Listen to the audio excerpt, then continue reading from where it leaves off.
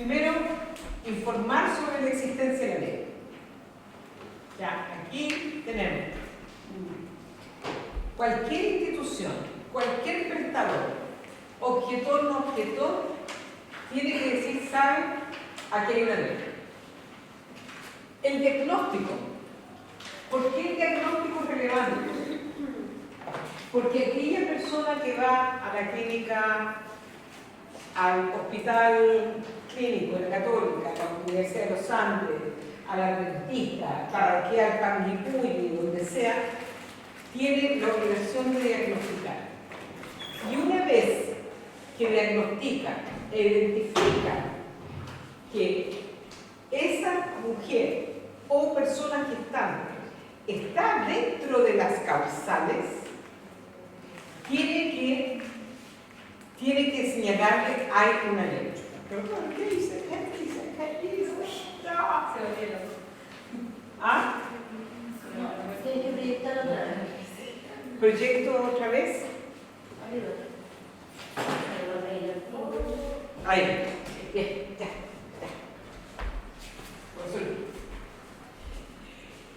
Tiene la obligación de realizar ciertos exámenes, pedir exámenes y también otorgar cuidados pre o post interrupción del embarazo.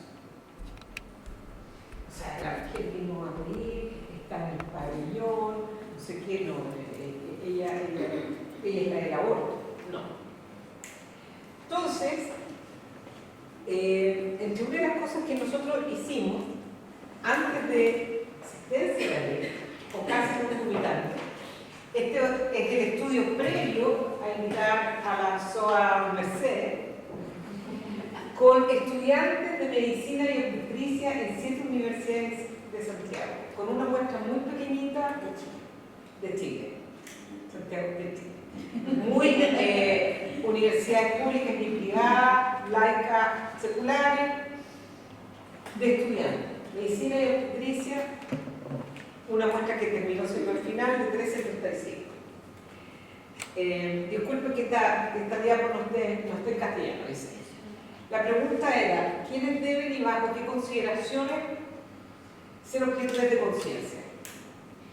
Primero, un 91,6% dijo que aquellos profesionales quienes invocaron objeción de conciencia deben informar a sus pacientes sobre embarazo, sobre todo las opciones de tratamiento, incluyendo el aborto, y se trataba de pacientes con embarazos no deseados, 91,6.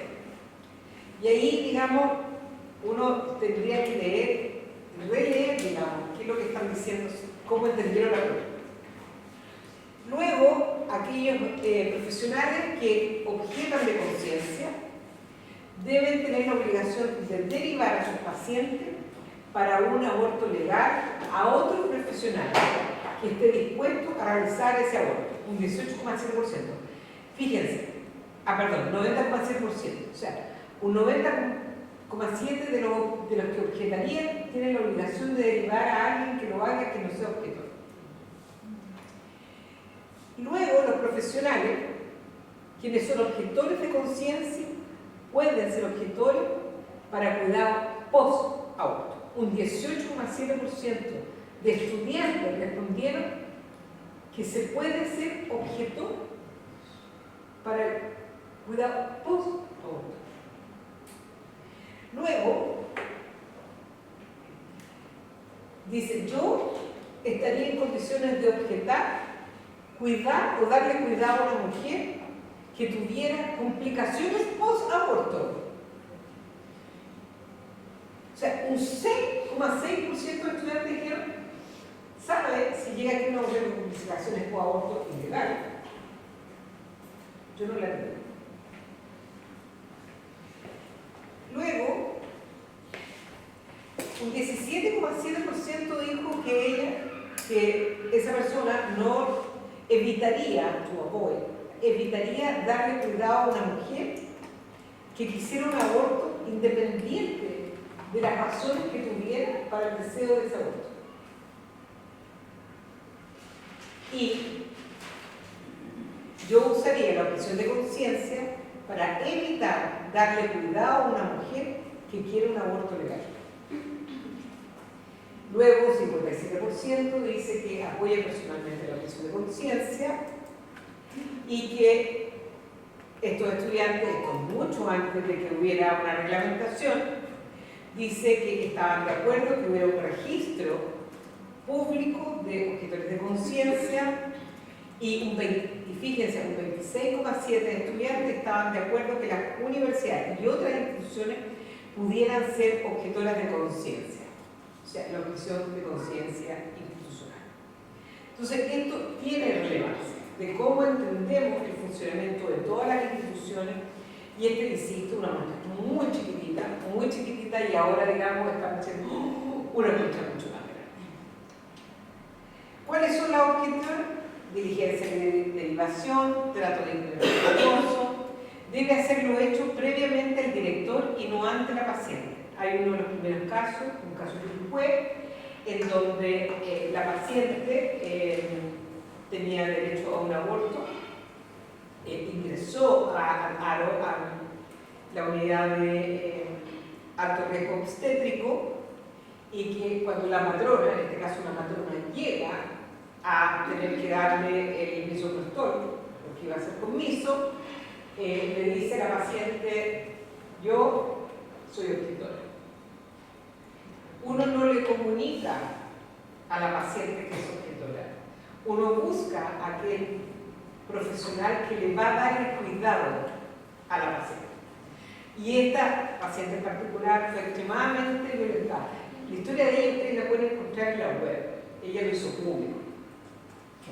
Y si no hay otro profesional disponible y se trata de causar uno, deberá realizar el procedimiento igual, de tal manera de no exponer a riesgo a una mujer. La discusión estuvo ahí también en el Congreso. ¿Qué pasaba cuando, dado que existe el plazo para tercera causal y el plazo está corriendo, qué hago yo frente al plazo que se vence y no hay nadie más? Y la postura del gobierno en la época era: usted hágale, usted va a tener que hacerlo, porque no hay tiempo para que llegue alguien a revisar dentro de las 14 o las 12 semanas. Ahora, la utilización del miso es súper importante, y ahí entonces es cómo y quién receta, bajo qué contexto se receta, en fin. Y yo les quiero mostrar la historia de una mujer profesional de la comuna de San Fernando, que su médico tratante, su gine, identifica malformación congénita grave incompatible con la vida. Él, cuando identifica la malformación, le dice: sistema privado de salud. Le dice: soy objetor. En el hospital de San Fernando, todos son objetores. Entonces, nuestro médico la deriva. Lo mismo. Quizás trabajarla. No, pero no estoy lista, no se preocupe, no se preocupe. Ya. Entonces, su médico la envía a una clínica en Providencia y la manda a un colega X, la deriva a un colega. Llega el colega X y colega X, el otro tiene, soy objetor. ¿El de Providencia? Sí, en una clínica privada de Providencia. La mujer se traslada hasta allí y luego, entonces, la discusión es: ¿dónde la envío? Entonces, vamos buscando otra profesional, otro profesional. Finalmente alguien se entera mientras corre la semana, ¿no? Van corriendo la semana, y bien viaje tal, supuestamente no tiene plazo. Entonces esta mujer llega a alguien que le dice que se lo podría hacer. Médica X. Médica X, que tiene posibilidad y que trabaja en distintas clínicas, le pide, en 2 clínicas, pide el cupo para pabellón, porque ya estamos hablando de cesárea. En una nunca le contestan, en la otra, complejo. Piden más exámenes médicos. Ella va a un neonatólogo y al no sé qué, súper hiper confirmado. Sigue corriendo el plazo. Entonces, médica además trabaja en el sistema público y determina que la va a atender como paciente privada en el pensionado de hospital público. La mujer ingresa a hospital público en el pensionado. Matrona a cargo de la admisión dice: ¿quién es usted? ¿A qué viene? La mujer ya había llegado con complicaciones, con sangrado, y comienza entonces a esta paciente que ha hecho todo esto, le empieza a hacer preguntas. La tratante está tratando de llegar porque la paciente le llegó, digamos, con complicaciones y se produce una disputa a todos ellos entre la tratante y la matrona acá, que le dice no. Y finalmente tú no tienes nada que hacer aquí, ella tiene que ser nuevamente evaluada por el equipo del hospital. Entonces le dice, aquí ya está todo. ¿Quién más quiere? Bueno, finalmente, entre llamadas telefónicas, a quién, a otra, le dicen que se vaya, que el hospital se hace cargo. Ella, ¿de dónde viene? De San Fernando, una mujer profesional, y finalmente empiezan a llamar por teléfono quién va a hacer el procedimiento. Mientras tanto, nuestra gine está en otro lado, ¿no? Y tiene que encontrar a alguien que haga el procedimiento. Después de todas las discusiones telefónicamente, entre el que está de turno, entre la matrona jefa de admisión, entre el jefe del departamento y casi el director del hospital, llaman a la gine para que haga el procedimiento. Entonces, nos damos la vuelta súper larga para que ella luego vuelva a su comunidad. Esa es una ruta crítica.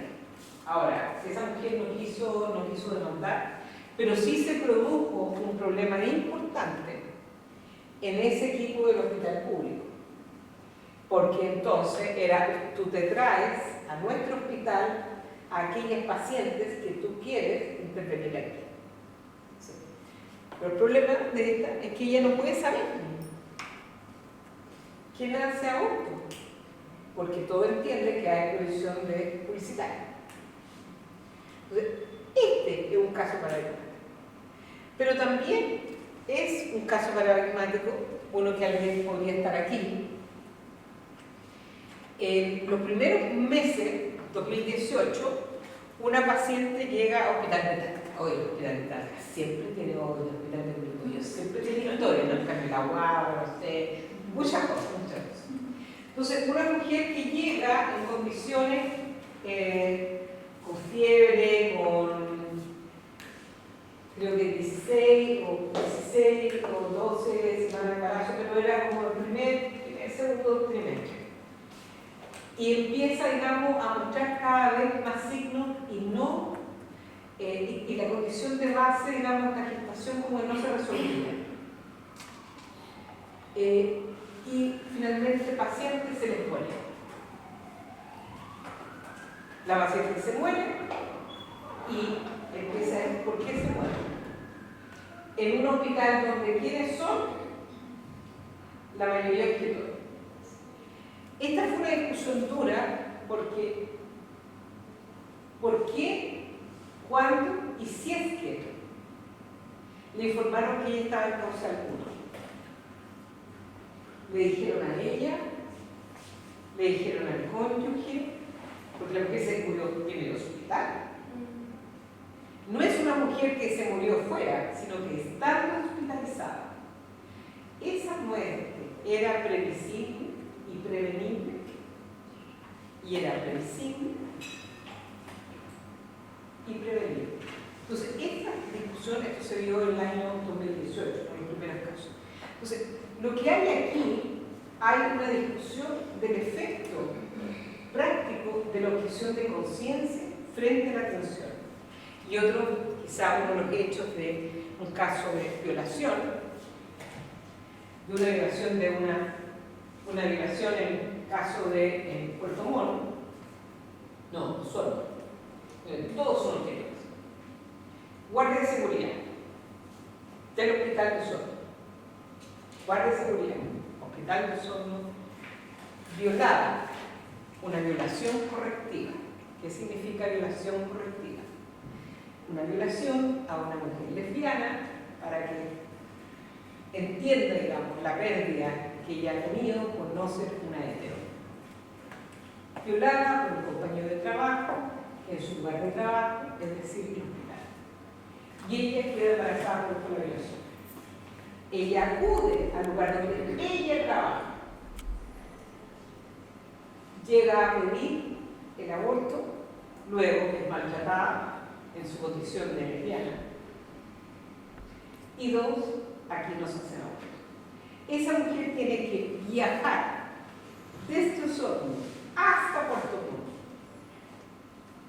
para que alguien le dé permiso. Entonces, nuevamente, este es el efecto concreto de la objeción de conciencia en esos casos. Doctora. Lidia, lo que pasa es que me hiciste acordar de un caso cercano que se me estaba pasando, que fue terrible para nosotros. O sea, yo no todavía, cuando me acuerdo, la chica entró en una depresión severa después. Una amiga muy querida de mi hijo mayor, su madre me contacta porque su hija queda embarazada, un embarazo no planificado pero aceptado, y aparece una encefalia severa. Y 2018. A punto ahí, recién. Ni un mes. Ni un. Le dijeron que igual, que le costaba, igual cuando naciera, iba a durar unas horas, que podía seguir, que podía. Fue horrible. ¿Sabes qué? Mira, no es que contaran con tantos recursos como para irse por otro lado, pero ellos son muy. Ella es muy enredada, especialmente con su hija, porque tiene una historia en particular. Y se fueron a México, que allá interrumpieron el embarazo, pero ella después cayó en una depresión severa porque estuvo como. Interrumpieron el embarazo a las 30 y tantas semanas. 32 semanas. No. Y estuvo muy mal, incluso tuvo que suspender su estudio universitario. Mira, pero un drama. Y hasta hoy no está recuperado 100%, obviamente. Le marcó su vida. Ahora, la historia sobre el tema de la malformación congénita grave, como Henrietta Vivaldi, antes de la ley